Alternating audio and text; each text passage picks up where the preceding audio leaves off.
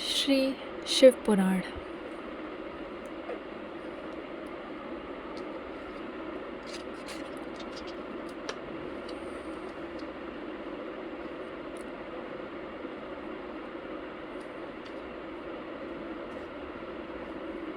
बारहवां अध्याय। पृथ्वी आदि से निर्मित देव प्रतिमाओं के पूजन की विधि, उनके लिए नैवेद्य का विचार, पूजन के विभिन्न उपचारों का फल, विशेष मास, वार, तिथि एवं नक्षत्रों के योग में पूजन का विशेष फल तथा लिंग के वैज्ञानिक स्वरूप का विवेचन। ऋषियों ने कहा, साधु शिरोमणि, अब आप पार्थिव प्रतिमा की पूजा का विधान बताइए, जिससे समस्त अभीष्ट वस्तुओं की प्राप्ति होती है। स्तुत जी बोले, महर्षियों, तुम लोगों ने बहुत उत्तम बात पूछी है। पार्थिव प्रतिमा का पूजन सदा संपूर्ण मनोरथों को देने वाला है तथा दुख का तत्काल निवारण करने वाला है। मैं उसका वर्णन करता हूँ, तुम लोग उसको ध्यान देकर सुनो। पृथ्वी आदि की बनी हुई देव प्रतिमाओं की पूजा इस भूतल पर अभीष्टदायक मानी गई है। निश्चय ही इसमें पुरुषों का और स्त्रियों का भी अधिकार है। नदी, पोखरे अथवा कुएं में प्रवेश करके पानी के भीतर से मिट्टी ले आएं, फिर गंध चूर्ण के द्वारा उसका संशोधन करें और शुद्ध मंडप में रखकर उसे महीन पीसें और सानें। इसके बाद हाथ से प्रतिमा बनाएं और दूध से उसका सुंदर संस्कार करें। फिर उस प्रतिमा में अंग प्रत्यंग अच्छी तरह प्रकट हुए हों तथा वह सब प्रकार के अस्त्र शस्त्रों से संपन्न बनाई गई हो। तदनंतर उसे पद्यासन पर स्थापित करके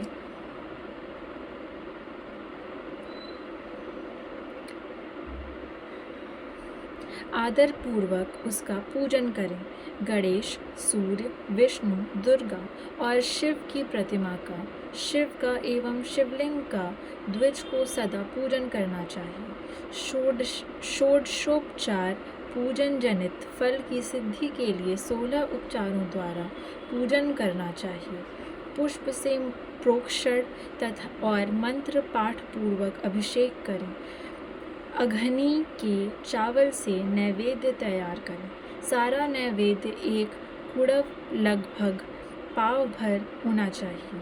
घर में पार्थिव पूजन के लिए एक कुड़व और बाहर किसी मनुष्य द्वारा स्थापित शिवलिंग के पूजन के लिए एक प्रस्थ सेर भर नैवेद्य तैयार करना आवश्यक है।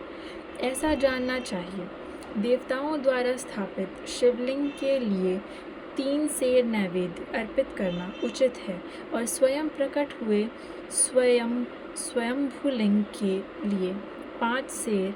ऐसा करने पर पूर्ण फल की प्राप्ति समझनी चाहिए। इस प्रकार सहस्त्र बार पूजा करने से द्विज सत्यलोक को प्राप्त कर लेता है। 12 अंगुल चौड़ा, इससे दूना और 1 अंगुल अधिक अर्थात 25 अंगुल लंबा तथा 15 अंगुल चौड़ा जो लोहे या लकड़ी का बना हुआ पात्र होता है, उसे विद्वान पुरुष शिव कहते हैं। उसका 8वां भाग प्रस्थ कहलाता है, जो 4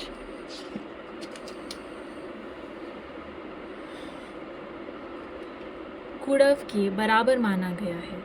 मनुष्य द्वारा स्थापित शिवलिंग के लिए 10 प्रस्थ, ऋषियों द्वारा स्थापित शिवलिंग के लिए 100 प्रस्थ और स्वयंभू शिवलिंग के लिए 1 सहस्त्र प्रस्थ नैवेद्य निवेदन किया जाए तथा जल, तेल आदि एवं गंध द्रव्यों की भी यथा योग्य मात्रा रखी जाए, तो यह उन शिवलिंगों की महापूजा बताई जाती है।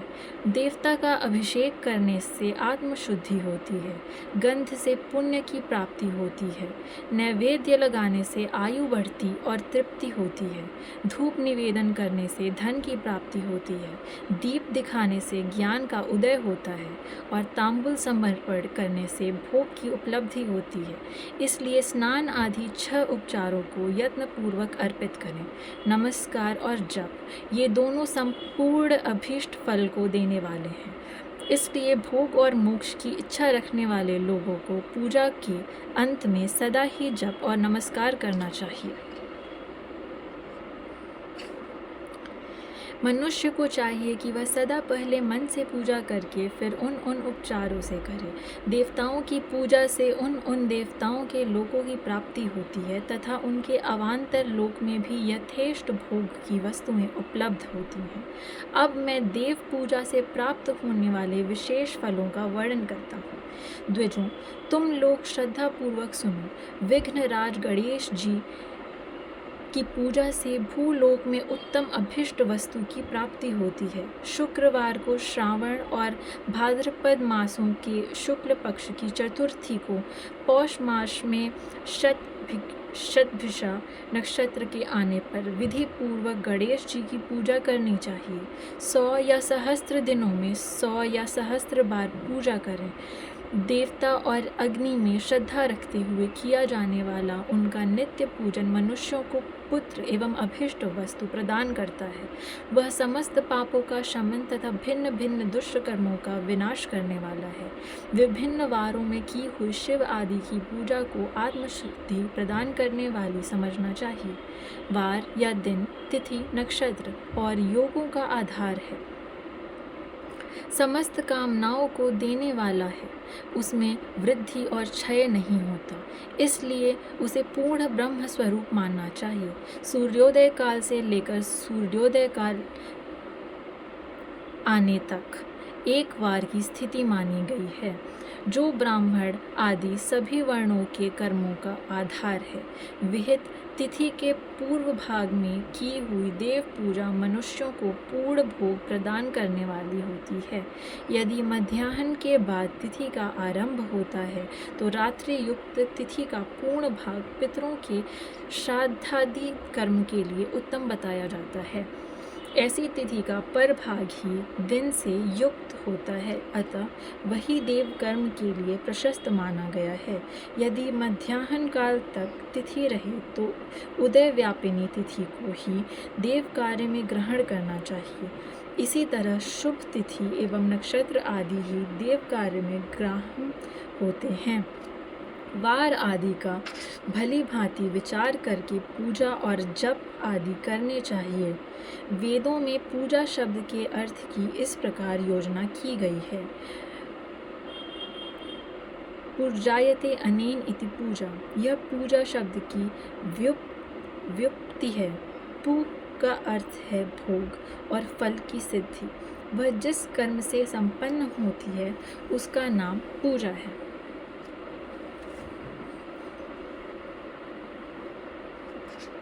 मनोवांछित वस्तु तथा ज्ञान, ये ही अभिष्ट वस्तुएं हैं।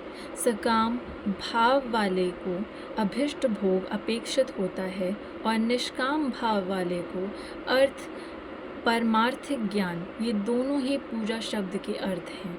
इनकी योजना करने से ही पूजा शब्द की सार्थकता है। इस प्रकार लोक और वेद में पूजा शब्द का अर्थ विख्यात है। नित्य और नैमित्तिक कर्म कालांतर में फल देते हैं, किंतु काम्य कर्म का यदि भली भांति अनुष्ठान हुआ हो तो वह तत्काल फल का फलद होता है। प्रतिदिन एक पक्ष, एक मास और एक वर्ष तक लगातार पूजन करने से उन कर्मों के फल की प्राप्ति होती है और उनसे वैसे ही पापों का क्रमशः क्षय होता है। प्रत्येक मास के कृष्ण पक्ष की चतुर्थी तिथि को की हुई महागणपति की पूजा एक पक्ष के पापों का नाश करने वाली और एक पक्ष तक उत्तम भोग रूपी फल देने वाली होती है। चैत्र मास में चतुर्थी को की हुई पूजा एक मास तक किए गए पूजन का फल देने वाली होती है और जब सूर्य सिंह राशि पर स्थित हों उस समय भाद्रपद मास की चतुर्थी को की हुई गणेश जी की पूजा एक वर्ष तक मनोवांछित भोग प्रदान करती है, ऐसा जानना चाहिए। श्रावण मास के रविवार को हस्त नक्षत्र से युक्त सप्तमी तिथि को तथा माघ शुक्ला सप्तमी को भगवान सूर्य का पूजन करना चाहिए। ज्येष्ठ तथा भाद्रपद मासों के बुधवार को श्रवण नक्षत्र से युक्त द्वादशी तिथि को तथा केवल द्वादशी को भी किया गया भगवान विष्णु का पूजन अभीष्ट संपत्ति को देने वाला माना गया है। श्रावण मास में की जाने वाली श्रीहरि की पूजा अभीष्ट मनोरथ और आरोग्य प्रदान करने वाली होती है। अंगों एवं उपकरणों सहित पूर्वोक्त गौ आदि 12 वस्तुओं का दान करने से जिस फल की प्राप्ति होती है उसी को द्वादशी तिथि में आराधना द्वारा श्री विष्णु की तृप्ति करके मनुष्य प्राप्त कर लेता है। जो द्वादशी तिथि को भगवान विष्णु के 12 नामों द्वारा 12 ब्राह्मणों का षोडशोपचार पूजन करता है वह उनकी प्रसन्नता प्राप्त कर लेता है। इसी प्रकार संपूर्ण देवताओं के विभिन्न 12 नामों द्वारा किया हुआ 12 ब्राह्मणों का पूजन उन देवताओं को प्रसन्न करने वाला होता है। कर्क की संक्रांति से युक्त श्रावण मास में नवमी तिथि को मृगशिरा नक्षत्र के योग में अंबिका का पूजन करें। वे संपूर्ण मनोवांछित भोगों और फलों को देने वाली है। ऐश्वर्य की इच्छा रखने वाले पुरुष को उस दिन अवश्य उनकी पूजा करनी चाहिए। अश्विन मास के शुक्ल पक्ष की नवमी तिथि संपूर्ण अभीष्ट फलों को देने वाली है। उसी मास के कृष्ण पक्ष की चतुर्दशी को यदि रविवार पड़ा हो तो उस दिन का महत्व विशेष बढ़ जाता है। उसके साथ ही यदि आर्द्रा और महाआर्द्रा सूर्य संक्रांति से युक्त आर्द्रा का योग हो तो उक्त अवसरों पर की हुई शिव पूजा का विशेष महत्व माना गया है। माघ कृष्णा चतुर्दशी को की हुई शिव जी की पूजा संपूर्ण अभीष्ट फलों को देने वाली है। वह मनुष्यों की आयु बढ़ाती, मृत्यु कष्ट को दूर हटाती और समस्त सिद्धियों की प्राप्ति कराती है। ज्येष्ठ मास में चतुर्दशी को यदि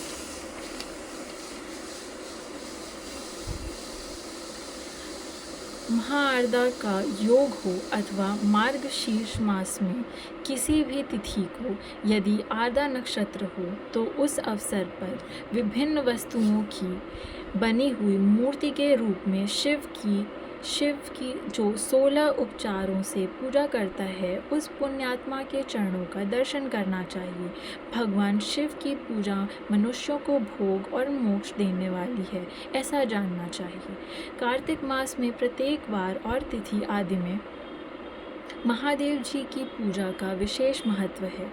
कार्तिक मास आने पर विद्वान पुरुष दान, तप, होम, जप और नियम आदि के द्वारा समस्त देवताओं का षोडशोपचारों से पूजन करें। उस पूजन में देव प्रतिमा, ब्राह्मण तथा मंत्रों का उपयोग आवश्यक है। ब्राह्मणों को भोजन कराने से भी वह पूजन कर्म संपन्न होता है।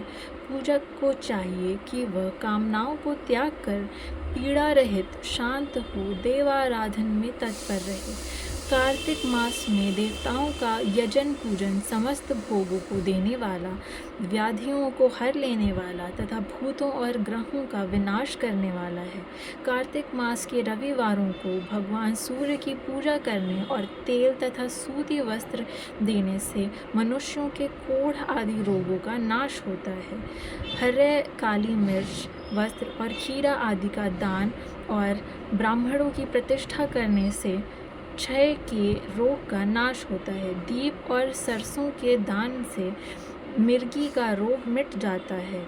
कृतिका नक्षत्र से युक्त सोमवारों को किया हुआ शिव जी का पूजन मनुष्यों के महान दारिद्र्य को मिटाने वाला और संपूर्ण संपत्तियों को देने वाला है।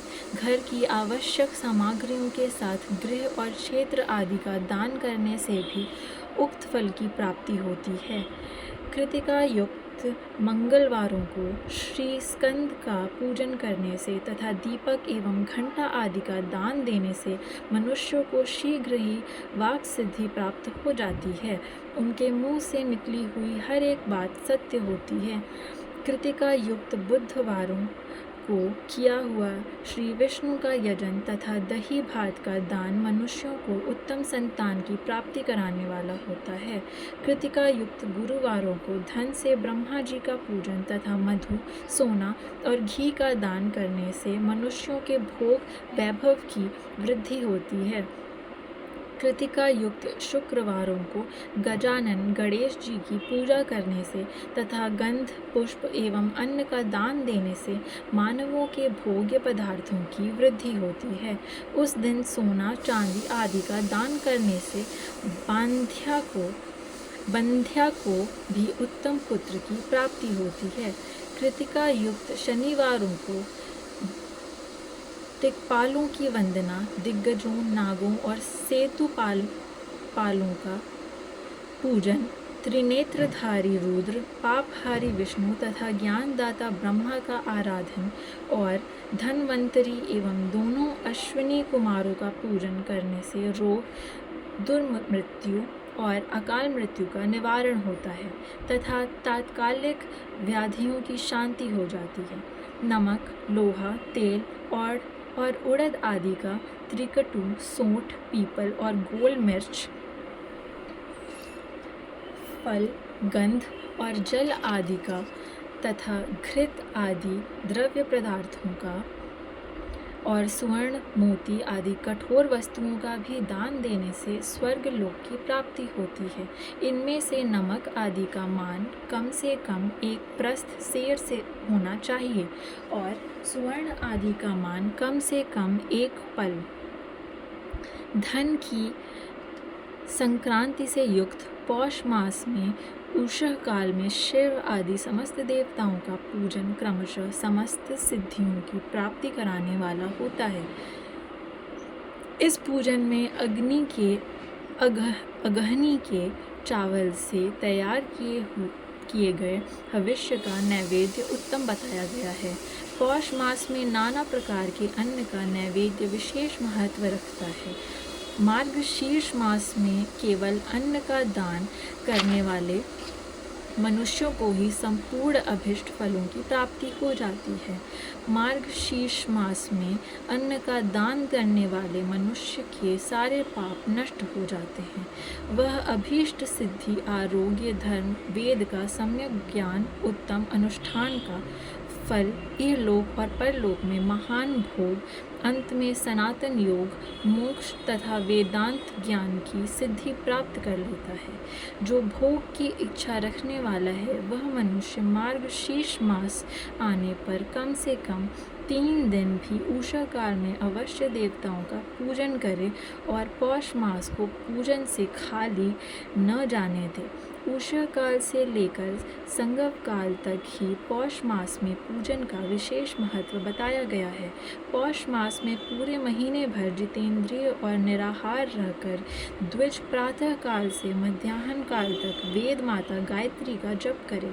तत्पश्चात रात को सोने के समय तक पंचाक्षर आदि मंत्रों का जप करे। ऐसा करने वाले ब्राह्मण ज्ञान पाकर शरीर छूटने के बाद मोक्ष प्राप्त कर लेता है। द्विजेतर नर नारियों को त्रिकाल स्नान और पंचाक्षर मंत्र के ही निरंतर जप से विशुद्ध ज्ञान प्राप्त हो जाता है। इष्ट मंत्रों का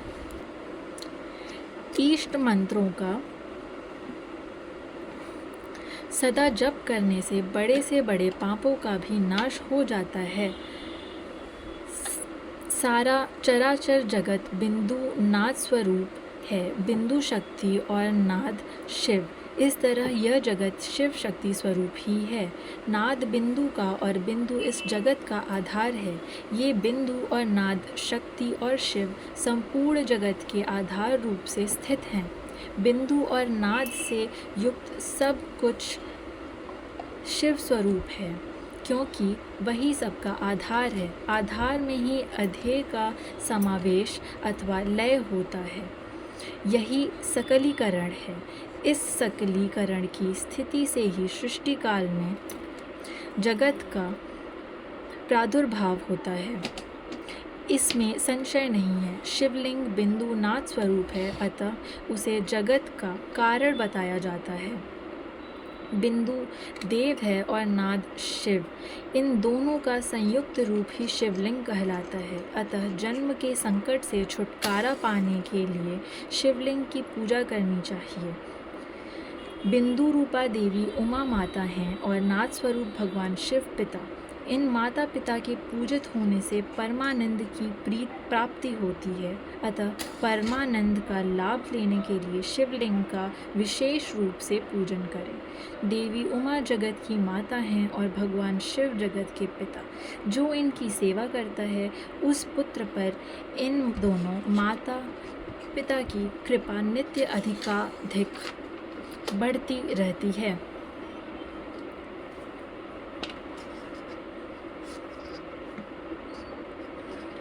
वे पूजक पर कृपा करके उसे अपना आंतरिक ऐश्वर्य प्रदान करते हैं।